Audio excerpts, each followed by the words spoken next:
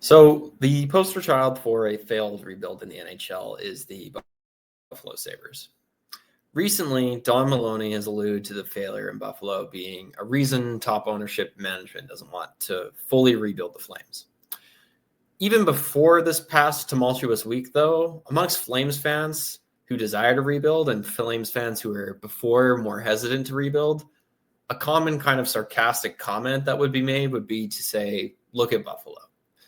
With the Flames having played Buffalo just this past week and our vice president of hockey or president of hockey operations alluding to the Sabres as a reason why they don't want to rebuild, I decided to do that today. I looked at Buffalo. So the point of this video will be to go into a deep dive on what the Sabres did, who they drafted, and the subsequent trades that they made. But before I do that, I wanted to preface the conversation with a few points. Point number one, when Buffalo's 14-year playoff drought began in the 2011-2012 season, it wasn't because they immediately decided to start tanking. In fact, the first year of their current playoff drought, they were quite competitive in the Eastern Conference playoff race that year, only missing the playoffs by 3 points. The only year they went out of their way to tank was 2014-2015 for McDavid, and that was year 4 of their current playoff drought.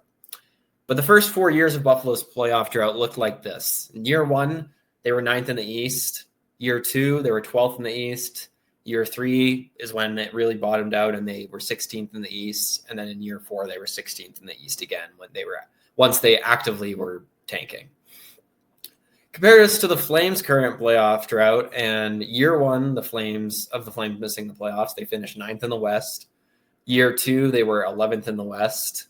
And then in year 3, they were returned to being 9th in the West. And now in year 4, they're currently 15th in the West, 16th on point percentage. So it's not as if the Sabres were this playoff team one year and then out of nowhere decided we've got to lose games on purpose to get good young players. Their first truly bad season was in year 3 of their playoff drought after they had spent 2 years middling. Compare this to the Flames, and it's a similar story. It's not as if we're asking Don Maloney to blow up a core that has been competitive in recent years. We're asking that you blow up a core that hasn't even made the playoffs the last 3 years, and as a core collectively have never made the playoffs for the Flames. Buffalo didn't find their way into the basement of the league overnight. It took about 2 years, and what I fear as a Flames fan is the same thing is happening here. Pro sports are a competitive environment. If you are a poorly run organization, you will be forced to rebuild, and you can either decide on your own to get to the bottom and you could set yourself up for a quicker, more successful return back to relevance, or you can spend years humming and hawing and the rest of the league can forcibly put you in the basement and it will reduce your odds of building it back up properly one day. Point 2, the look at Buffalo comment is so infuriating for people to hear because it's such a lazy argument. So a rebuild doesn't work one time, and that means it's a failed way to build a team. What about all the countless other rebuilds that did work? Pittsburgh, Washington, Chicago, LA, Tampa Bay, Colorado, potentially Chicago a second time while the Flames flounder. Can you name me one other example of a rebuild backfiring as much as Buffalo's has? So my question for anyone who's said in their life, look at Buffalo, is Buffalo a salient argument against rebuilding, or is it an outlier failed rebuild that is mentioned to fearmonger and support a narrative that's not based on trying to win hockey games? And I'll let you decide that one if you're listening to this. Point 3, the posturing that look at Buffalo suggests the Flames are somehow above the Sabres when their playoff success post-lockout is nearly identical is so frustrating for Flames fans to hear because we've had so little to cheer about. Calgary is by no means in a position to be slinging arrows at other organizations when literally every other NHL organization has had a longer playoff run since the lockout. Does Calgary have the same 14-year playoff drought Buffalo has? No. Does Calgary have more postseason success since the lockout than Buffalo? Also no. Playoff series won since the lockout. Buffalo 4, Calgary 2. Total playoff games won since the lockout. Buffalo 25, Calgary 23. Now, all of Buffalo's postseason success did come 14 plus years ago. And I will grant that Calgary has had these tiniest of slivers of success in the last 14 years. But if you're a Flames fan, are you really happy with how the last 14 years have gone? And then point 4, and this will kind of be the crux of the rest of this video, but when someone says look at Buffalo, I don't think they truly understand what they are implying, because I don't think they've looked into what happened there the way I have. I think it's when it's said, it's meant as a reminder that hey, sometimes you can draft high and it might not turn things around. But really what you're saying is, I'm afraid we are possibly the dumbest organization in the NHL, because that's what Buffalo is. So if you're afraid of being Buffalo, you're afraid that the Flames are the dumbest organization in the NHL. Okay, let's kind of get into the crux of what they did. So in the late 2010s, here is the core that Buffalo did acquire and how they acquired each one of those players. Brandon Hagel, who they drafted in the 6th round, Jack Eichel, who they drafted 2nd overall, Sam Reinhart, who they drafted 2nd overall, and then either Ryan O'Reilly or Tage Thompson, who they both acquired via different trades, Rasmus Dahlin, who they drafted 1st overall, Matthias Samuelsson, who they drafted in the 2nd round, and then kind of as a depth piece, but a good depth piece, but they also drafted Jake McCabe in the 2nd round. And then for a goaltender, they drafted Linus Ullmark in the 6th round. Now, what if I told you that the Sabres possessed all of those players at the exact same moment in time? I didn't believe it either. In fact, it was at that moment when I was doing my research on Buffalo, I decided to kind of refresh everything, start fresh. So I deleted all of my tabs and rechecked the dates acquired and the dates all those players left the organization, if they did, to make sure that every single one of those players was part of the Sabres organization at the same time. On June 23rd, 28, except for O'Reilly and Thompson, because they were traded for each other, but I'll get into that. Because on June 23rd, 2018, all of those players were a part of the Buffalo Sabres organization. Originally, I wasn't even going to include Dahlin and Samuelsson, because in my head, I thought the Sabres had acquired them much later as a result of being bad for making these trades, but no, I was wrong. The Sabres had every single piece needed to assemble a cup contending core in their organization at the same time. Am I overvaluing those players? I don't think so, and I can kind of back it up, because Jack Eichel was the number 1 center for the 2023 Stanley Cup champion Vegas Golden Knights, who also represented America at the Four Nations face-off. Sam Reinhart has been a top-line winger for the back-to-back Stanley Cup champion Florida Panthers, who also represented Canada at the Four Nations face-off. Brandon Hagel is the current top-line forward for the Tampa Bay Lightning, who have at least been a cup contender after being in the finals 3 straight years in a row, and he also represented Canada at the Four Nations face-off. Ryan O'Reilly was the number 1 center for the 2019 Stanley Cup champion St. Louis Blues, and he won the Conn Smythe that year. Rasmus Dahlin was 8th in Norris votes in 22-23, 15th in Norris votes in 23-24, and 6th just last season, and represented Sweden at the Four Nations face-off. So they assembled all of that talent and had it all at the same time, and it didn't work out. Why? Well, they didn't keep it. So let's go through how they lost each player in chronological order. July 1st, 2018, the Buffalo Sabres decided to trade Ryan O'Reilly. 1 week after drafting their 2 franchise defensemen in Dahlin and Samuelsson, the Sabres traded away eventual Conn Smythe winner Ryan O'Reilly. Now, this is the one transaction the Sabres made that wasn't a complete disaster, because in return for O'Reilly, the Sabres did get Tage Thompson, who could basically take on O'Reilly's role in the Sabres window to contend if they had kept the rest of their core in place. I feel like he honestly maybe even fit their age window a little bit better. The point of all this being that I think the Sabres had either O'Reilly or Thompson, and you can kind of swap those interchangeably, and they still would have had a very good core to build around.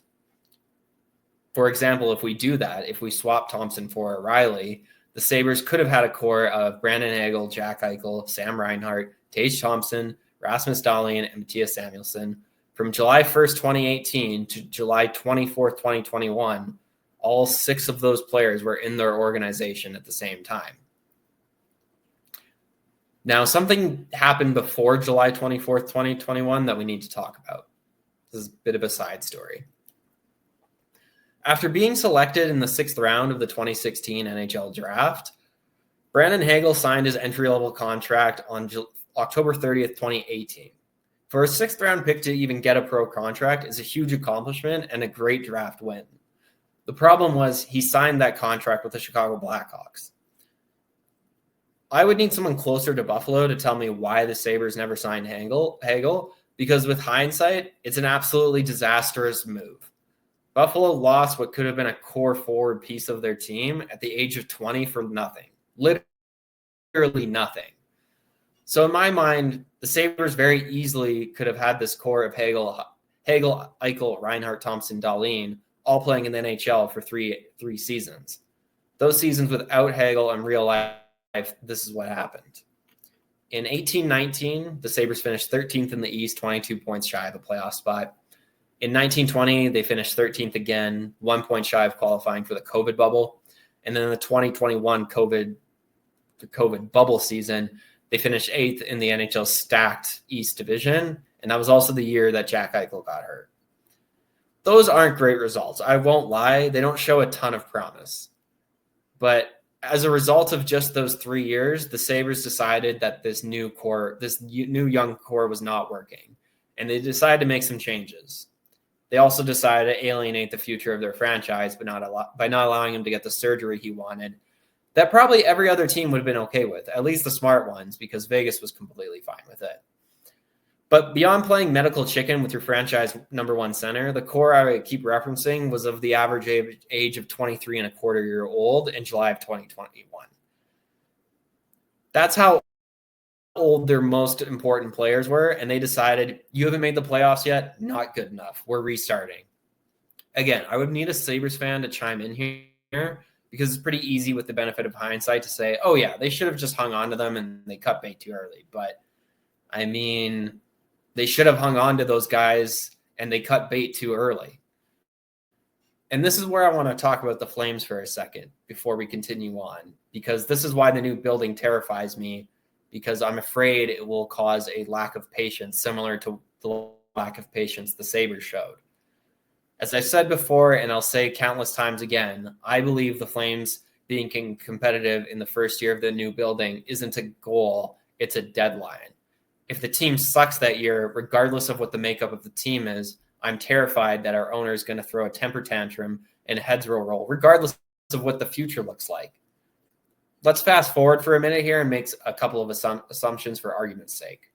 Assumption number 1, the Flames don't make the playoffs this or next year, meaning the first year in Scotia Place, the Flames still have missed the playoffs in the five seasons prior. They're on a 5-year playoff drought, which would be one of the longest playoff drought since before the lockout, I believe.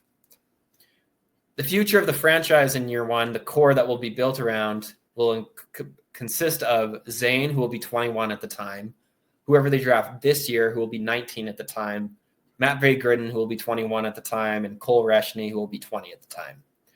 The average age of those 4 players for the first year of in Scotia Place will be 20 and a quarter year old. So the point I'm trying to make here is that even if everything from this moment goes perfectly from a rebuilding perspective, the Flames are bad, they draft high, they draft well. Year 1 of Scotia Place, this team is still not going to be close to being like ready to be a Stanley Cup competitor. It still will be multiple years away from that point in the future. I kind of talked about this with Noah a little bit when we discussed timelines.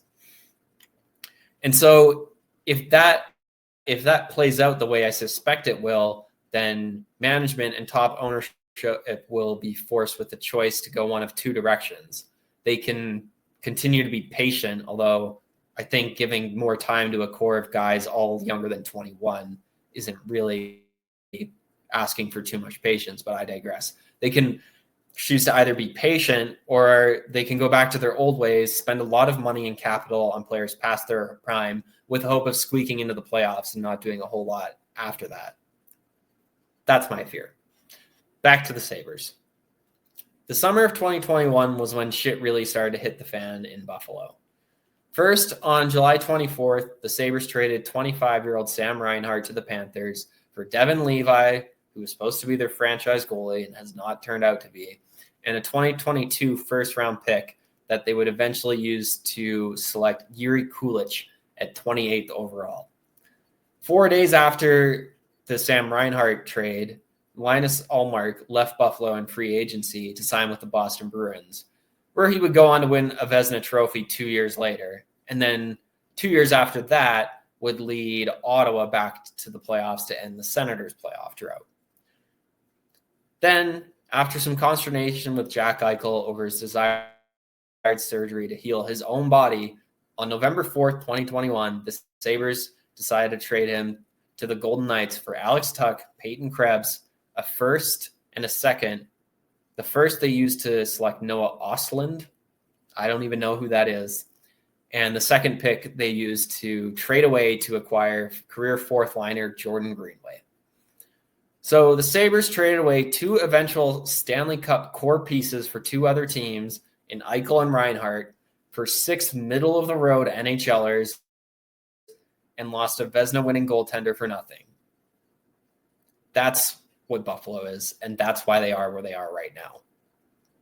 So the next time someone says, look at Buffalo, you can say, yeah, I did look at Buffalo. And the problem with Buffalo wasn't that they drafted high. It's what they did with the players that they did draft high. No one is saying we need to draft high to get a bunch of players and then trade a bunch of them away before they are 25. But who knows? That's probably what the Flames would do if they were in that situation.